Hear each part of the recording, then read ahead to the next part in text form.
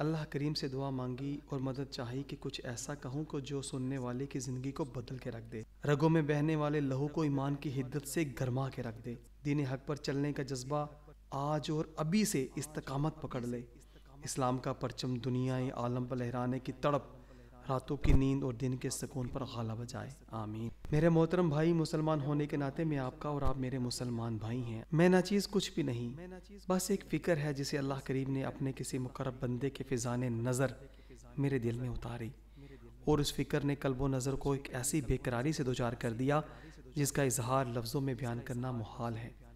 اللہ تعالیٰ سے دعا ہے کہ میری یہ فکر ہر مسلمان کی زندگی کو بدل کے رکھ دے اور اس فکر کی تکمیل کے لیے ہمارا جینا مرنا بنا دے، اور پوری دنیا پر اللہ کریم نظام رحمت کو نافذ فرما دے۔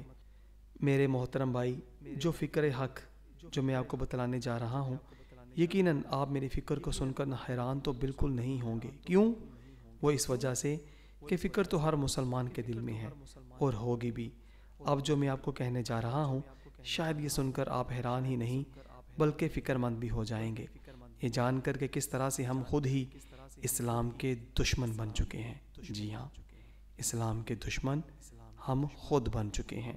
علامہ اقبال رحمت اللہ تعالی علیہ فرماتے ہیں، خدا نے آج تک اس قوم کی حالت نہیں بدلی، نہ ہو جس کو خیال اپنی حالت کے بدلنے کا۔ لا الہ الا اللہ محمد رسول اللہ۔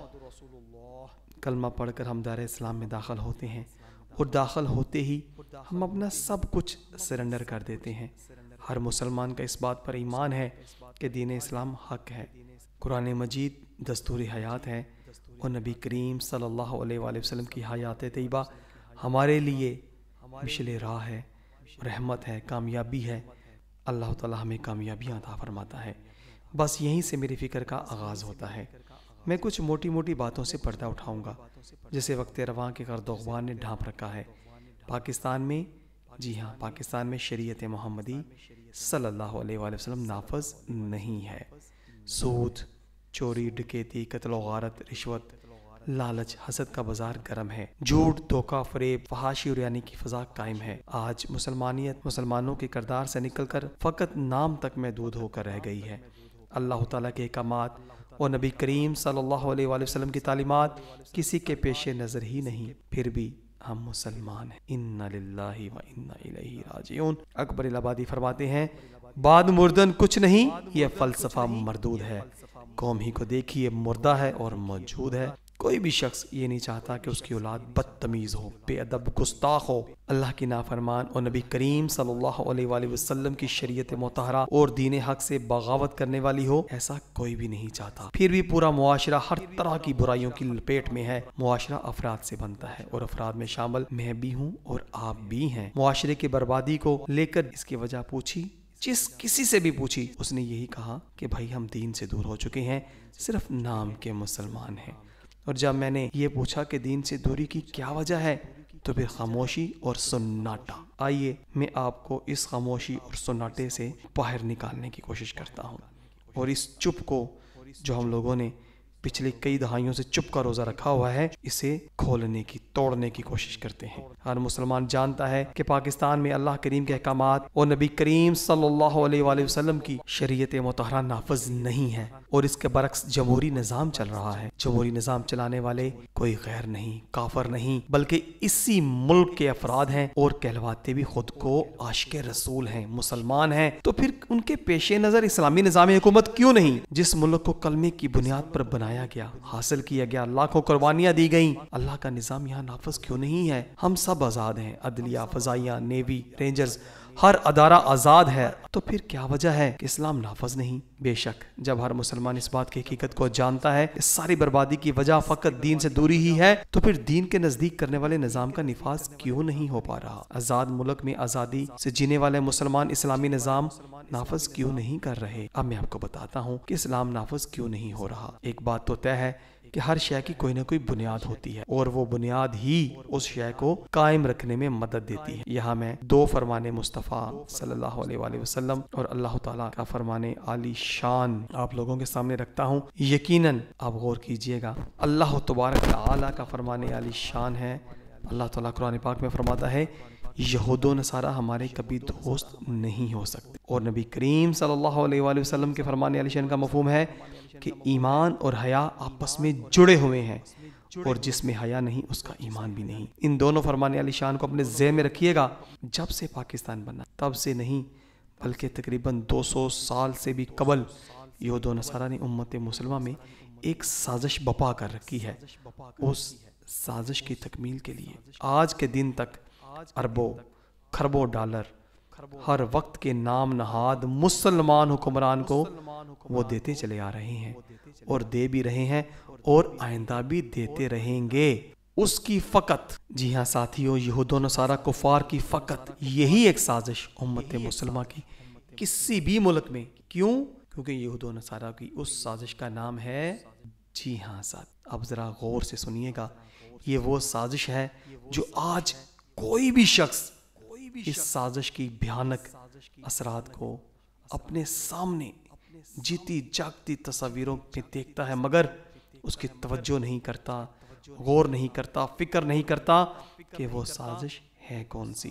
جی ہاں ساتھیوں، وہ ہے ان کا ایجوکیشن سسٹم، سازشی نظام تعلیم۔ جی ہاں، سازشی نظام تعلیم جو آج پاکستان سمیت پوری امت مسلمہ پر رائج ہے، یہی بربادی کی اصل وجہ ہے، جس کی وجہ سے آج آپ کو ہر طرف ہر طرح کی برائی پنپتی دکھائی دے گی۔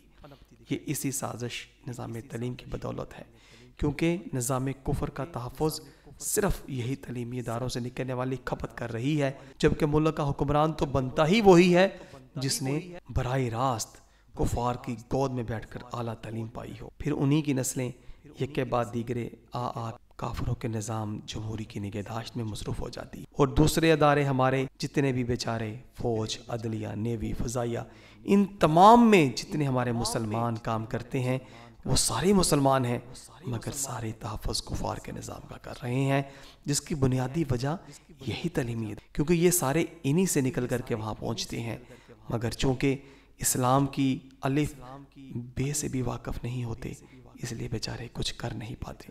اکبر الہ آبادی فرماتے ہیں، یوں بچوں کے قتل سے وہ بدنام نہ ہوتا، افسوس کے فرعون کو کالج کی نہ سوچی۔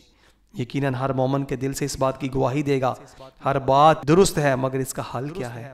ہم اپنے بچوں کو کہاں سے تعلیم دلوائیں؟ اس طرح کے جملے سوالات میں اچانک امڑ آئے ہوں تو بھائی پہلی بات تو یہ ہے، سب سے پہلے اپنے بچوں کو موجودہ اسکول و کالج سے نکالیں، ان اداروں سے دور کر لیں۔ یہود و نصارہ کی تعلیم جو اسکول و کالج میں رائج ہے، یہی تو وہ فیکٹریاں ہیں جہاں سے پورے پرزے بن کر کافروں کی پورے نظام کی مشینری کو چلاتے ہیں۔ اب آپ کو کرنا کیا ہے؟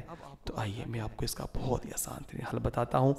میرے محترم بھائی، آپ مسلمان ہیں اور ایمان والے بھی ہیں، پہلے تو آپ اللہ تعالیٰ کا شکر ادا کریں، آج آپ کو ایسی حقیقت سے آشنائی ملی جو اپنی ہی غفلت کی وجہ سے اللہ کریم کے دین سے دوری اور نظام کفر کے ہاتھ مضبوط کرنے کا باعث بن رہی تھی۔ بھائی جان، کامیاب مسلمان وہ ہے جو اپنے ایمان کو بچا کر اس دنیا فانی سے چلا جائے۔ اب وہ خوف جو اس نظام کو مضبوط رکھنے میں ہمیں نہ چاہتے ہوئے بھی کفر کے نظام کا پابند بناتا ہے، وہ یہ کہ پھر زندہ کیسے رہیں گے، کیا ہوگا، کہاں سے کھائیں گے، کیا کریں گے؟ تو جناب ان تمام باتوں کا ایک ہی جواب ہے کہ اللہ تبارک تعالی ہمارا رازق ہے۔ دل سے مان لیجئے، یقین کر لیجئے، وہ رازق ہے، وہ خالق ہے، وہ مالک ہے۔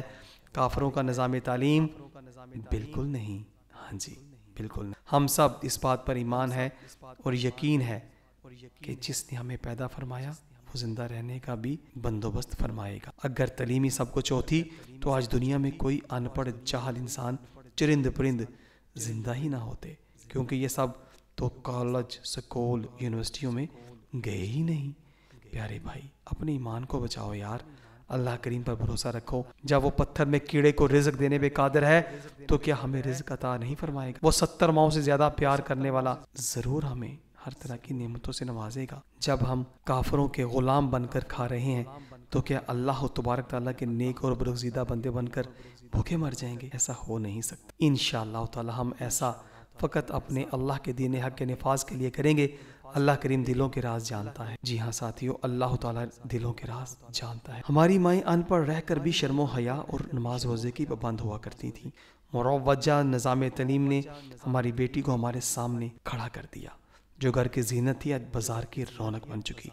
جس نے نامحرم کے سائے سے بھی بچنا تھا، نہ جانے ان گنت نامحرموں سے آشنا ہو چکی اور ان کے درمیان آتی جاتی ہے۔ ہمارے باپ ان پڑھ ہو کر بھی محنت مزدوری کر کے رزق حلال سے پورے خاندان کی کفالت کیا کرتے، مگر جب سے یہ کافروں کی تعلیم نے ہمارے ارد گرد بربادی کے، فحاشی اور یعنی کے، بغیرتی کے پنجے گاڑے ہیں، ہم لوگ دین سے دور ہوتے چلے گئے۔ ہمارے بیٹے کو کاغذ کی ڈگری تھما کر بے روزگار، آوارہ بدماش، چور ڈکیت اور قاتل بنا دیا۔ جس نے روشنی کا منار بن کر اسلام کے پرچم کو سر بلند کرنا تھا، آج وضاقتہ یہود و نصارہ کی اپنا کر خوشی سے پھولے نہیں سماتا۔ بے نور ہو چکے سبھی مکتب کے چراغ، اب دیپ تو جلتے ہیں مگر اجالا نہیں ہوتا۔ میرے محترم بھائیوں، مسلمان کی ترقی فقط دین میں ہے۔ جبھی تو عمر فاروق رضی اللہ تعالیٰ عنہ نے دین حق کی مدد اور شریعت محمدی صلی اللہ علیہ وآلہ وسلم پر عمل پیرا ہو کر کے آدھی دنیا پر پرچم اسلام کو لہرایا۔ کفار اس بات سے بخوبی آگاہ ہیں کہ مسلمان کو طاقت سے زیر نہیں کیا جا سکتا۔ جبھی تو شاطر نے اپنے سازشی نظام تعلیم کا جال بچھایا اور اس جال کو آج امت مسلمہ کاٹنے کے بجائے اور مضبوطی سے بنتی چلی جا رہی ہے۔ یقیناً آپ کے محلے میں بھی 20 سکول ہوں گے، ہر سکول کا یونیفارم، کتابیں، ماحول، ہر طرح کی سرگرمیاں دوسرے سے مختلف ہوں گی۔ ناچ گانے، mother day, father day, teacher day, rose day, Valentine day اور پتہ نہیں کون کون سے دن وہاں پر منائے جا رہے ہیں جن کا اسلام میں تصور بھی نہیں۔ یقین کیجیے ساتھیو، یہ پتہ نہیں کون کون سے ڈے آج مسلمانوں کی نسلوں میں سرایت کر چکے۔ اگر یہ تعلیم سچ میں تعلیم ہوتی تو ہر دل میں اللہ کا خوف ہوتا۔ اگر یہ تعلیم ہوتی تو ہر مسلمان سنت رسول صلی اللہ علیہ وآلہ وسلم کا پیکر ہوتا۔ اگر یہ تعلیم ہوتی تو ہماری بہن بیٹی کو محرم نامحرم کی تمیز ہوتی۔ اگر یہ تعلیم ہوتی تو ہر مسلمان احساس مند ہوتا۔ اگر یہ تعلیم ہوتی تو معاشرہ امن و سکون کا گہوارہ ہوتا، مگر نتیجہ کھلی کتاب کی طرح واضح ہے۔ روشنی کی بجائے یہاں تو ہر طرف اندھیرا ہی اندھیرا پھیل چکا ہے، اندھیرا بھی ایسا جو ایمان جیسی عظیم روشنی کا چراغ گل کیے جا رہا ہے۔ خدا را دین حق میں فلاح ہے اور سکول، کالج میں، یونیورسٹی اور اس طرح کی موجودہ جتنے بھی تعلیمی ادارے ہیں ہماری نسلوں کے ایمان کو برباد کر رہے ہیں، انہیں ہمیں بچانا ہوگا۔ اب آپ پر منحصر ہے، یقین کیجئے ہم دن رات ایک بھی کر لیں تو کافروں کی سازشوں سے اس وقت تک نہیں نکل سکتے جب تک ہم اپنے پیارے نبی صلی اللہ علیہ وآلہ وسلم کی تعلیمات سے اپنی نسلوں کو نہیں جوڑیں گے، اور اس کا کوئی حل ہے ہی نہیں۔ یقین کیجئے ہم غلام در غلام بنتے ہی چلے جائیں گے۔ تو یقیناً یہ میری بات جو میں نے آپ سے عرض کی، اگر آپ سمجھتے ہیں کہ یہ عین حق ہے تو آئیے آج اور ابھی سے یہ فیصلہ کریں کہ ہم اپنی نسلوں کو کافروں کے تعلیمی اداروں سے دور کر لیں اور پیارے نبی صلی اللہ علیہ وآلہ وسلم کی تعلیمات سے ان کے سینوں کو روشن کریں، اور بہنوں بیٹیوں کو چادر چار دیواری میں واپس لے کے آئیں اور مرد بن کر ان کی کفالت کریں، شہزادی بنا کر، ملکہ بنا کر، ان کو گھر کی رانی بنا کر رکھیں، اور خود مرد بن کر ان کے لیے ہم لوگ نان و نفقے کی ذمہ داری کو نبھائیں۔ یہی اللہ تعالیٰ کا حکم ہے اور یہی پیارے نبی پاک صلی اللہ علیہ وسلم کی تعلیمات ہیں۔ اللہ تعالیٰ ہمیں سمجھ کر عمل کرنے کی توفیق عطا فرمائے۔ آمین یا رب العالمین۔